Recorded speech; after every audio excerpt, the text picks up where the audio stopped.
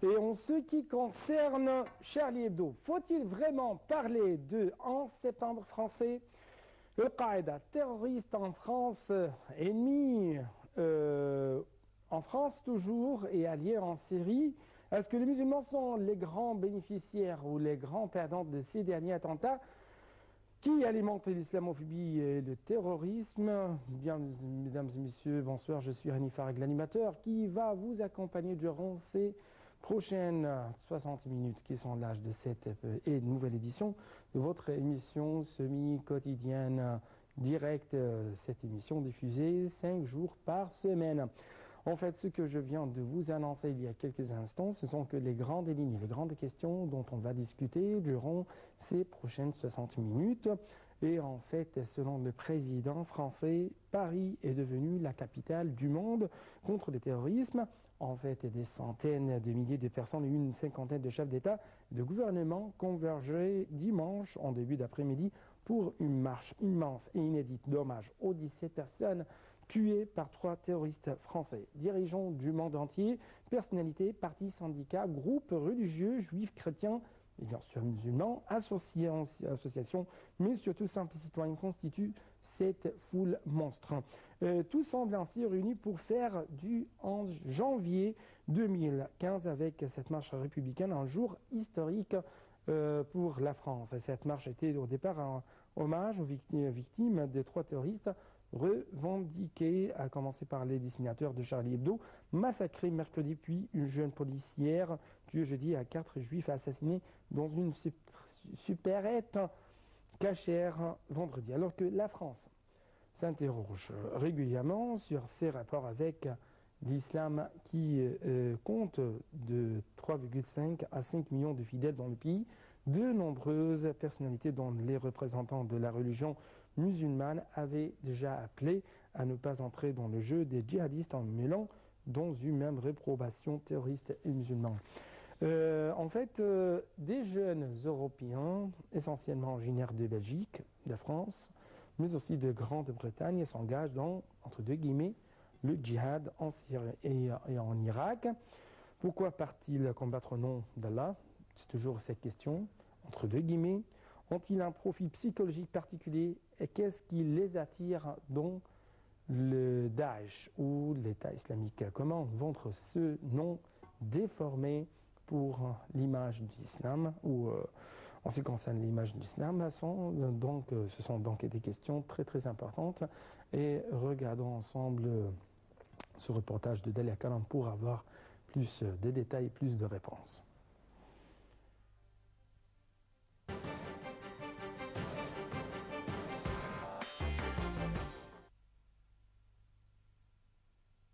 La première chose qu'il convient de noter est que les jeunes djihadistes européens ne sont pas les plus nombreux à rejoindre la terre de djihad syro-irakienne.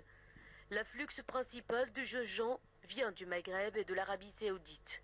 Les spécialistes du terrorisme estiment que 12 000 Européens auraient choisi cette voie depuis 2011, nombre qui est très important quand on le compare aux 10 000 moudjahidines étrangers qui ont servi en Afghanistan de 1979 à 1989. Ces jeunes gens européens n'ont pas un profil psychologique type. Si quelqu'un apparaissent psychologiquement perturbés, ce n'est pas le cas de la majorité. Ils sont certes surtout originaires des banlieues, mais ils ont vécu dans des contextes familiaux et scolaires tout à fait différents. Les spécialistes ont noté que certains avaient grandi dans des foyers, d'autres dans des familles extrêmement structurées. Certains avaient déjà commis des actes de petite délinquance auparavant alors que d'autres étaient de très bons élèves. Les jeunes gens djihadistes, comme ils les appellent, qui se sentent en opposition avec la société, avec leur famille, marquent leur différence en s'engageant dans un mouvement religieux extrême, critiqué et rejeté par la grande majorité des gens, très médiatisés et très spectaculaires, qui les arrachent de façon radicale, extrêmement contraignante à leur milieu et à leur mode de vie.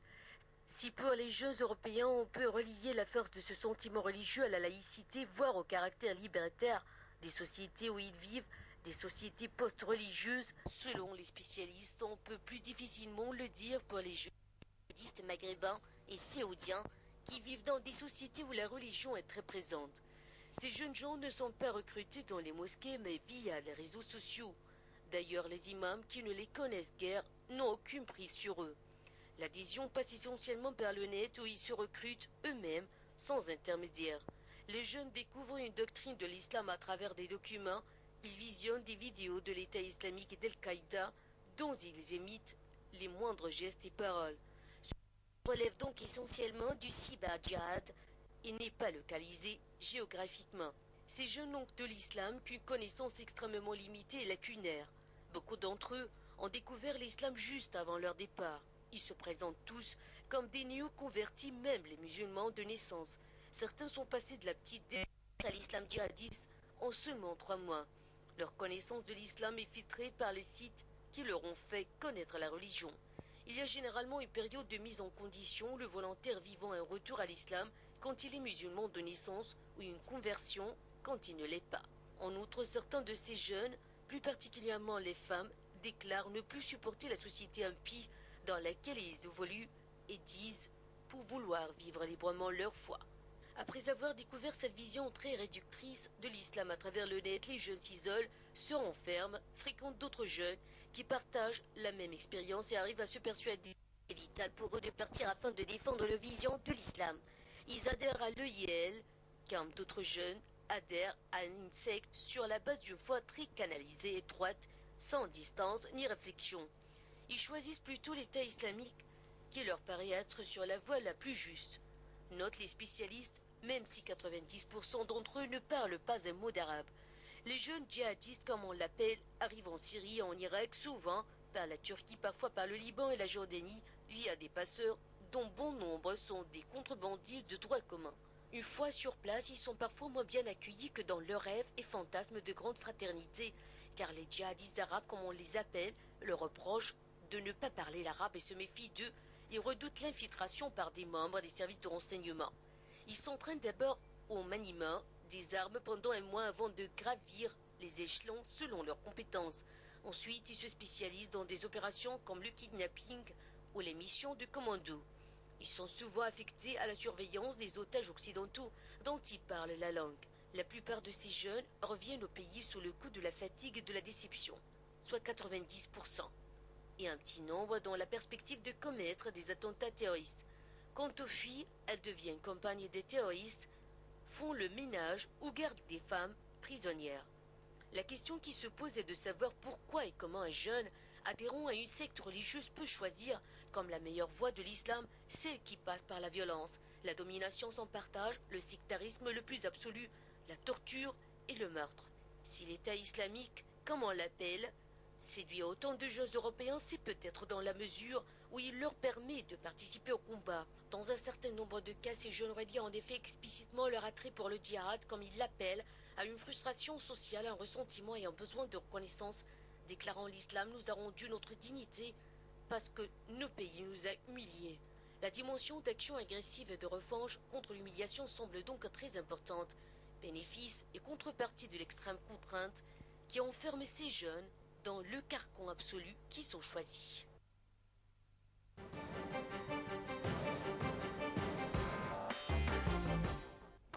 Dans l'édition du Figaro, datée le 12/9/2014, l'ex-premier ministre français Dominique de Villepin a dit, entre deux guillemets, je cite, « L'État islamique, c'est l'enfant monstrueux de l'inconstance et de l'arrogance de la politique occidentale. » Fin de citation.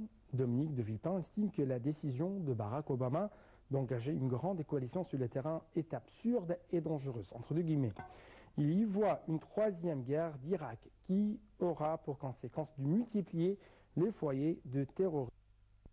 La guerre contre le terrorisme et les crises identitaires, c'est mettre de l'huile sur le feu.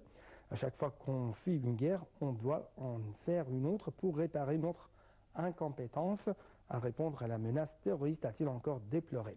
En fait, et sur le terrain, depuis mercredi dernier, près d'une vingtaine d'actes criminels ont visé des lieux de culte musulmans ou des établissements fréquentés par des musulmans dans toute la France. Un sondage IFOP publié samedi révèle que l'islam représente une menace pour 29% des Français, même si 66% rejettent l'amalgame entre les musulmans qui vivent paisiblement en France et les islamistes radicaux. En réalité, les musulmans sont dans la marche républicaine L'UMF et le CFCM ont lancé un appel national aux musulmans à participer à la marche républicaine de ce dimanche. Des imams ont aussi pris cette initiative, comme à Lyon, où le grand recteur de la mosquée, Kamel Kabtan, a lancé l'appel « Tous pour la République et la démocratie ».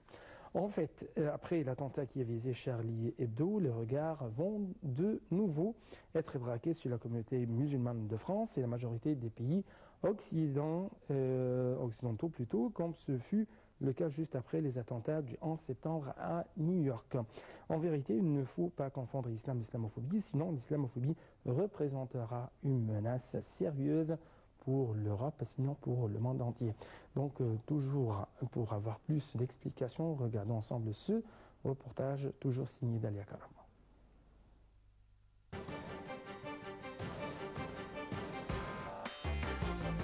Confondre islam et islamophobie.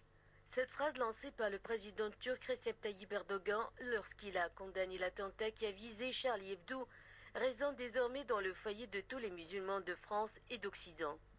Comme lors des attaques du World Trade Center en septembre 2001, les regards vont de nouveau être braqués sur la communauté musulmane de France et de la majorité des pays d'Occident. Et dans cette ambiance, où le crime est commis au nom de l'islam, l'écrasante majorité des citoyens d'obédience musulmane qui habitent en France s'attendent à des représailles et à des actes de racisme. Plus que lors de la publication en 2005 des caricatures danoises portant sur le prophète Mohammed, paix et salut sur lui, l'attentat de Paris de janvier va certainement laisser des traces. Et les promoteurs de ces idées, qui défendent notamment une Europe expurgée de musulmans, nourrissent autant un sentiment de haine auprès des Européens qu'un esprit de revanche chez certains musulmans qui versent dans l'extrémisme et parfois dans le terrorisme. Cette islamophobie a pris une telle ampleur que des citoyens sont sortis dans les rues en Allemagne pour demander de chasser les musulmans de l'Europe. Un geste qui a été largement condamné par la classe politique et d'autres Allemands qui se réclament d'un pays ouvert et tolérant.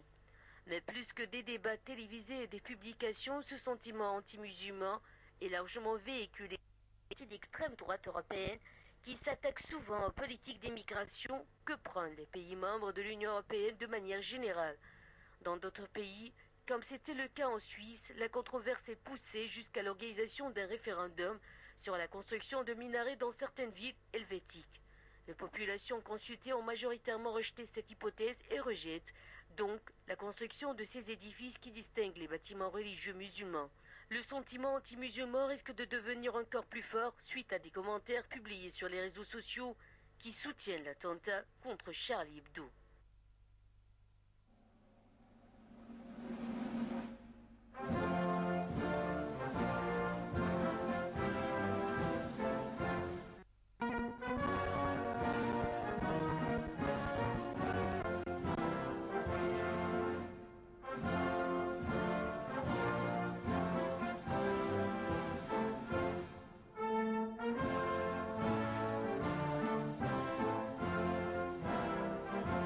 بأجيال قوية أحقق أمانيكي بإيدي هبنيكي أجتهد لأعطيكي أخضر أراضيك محلاها عشت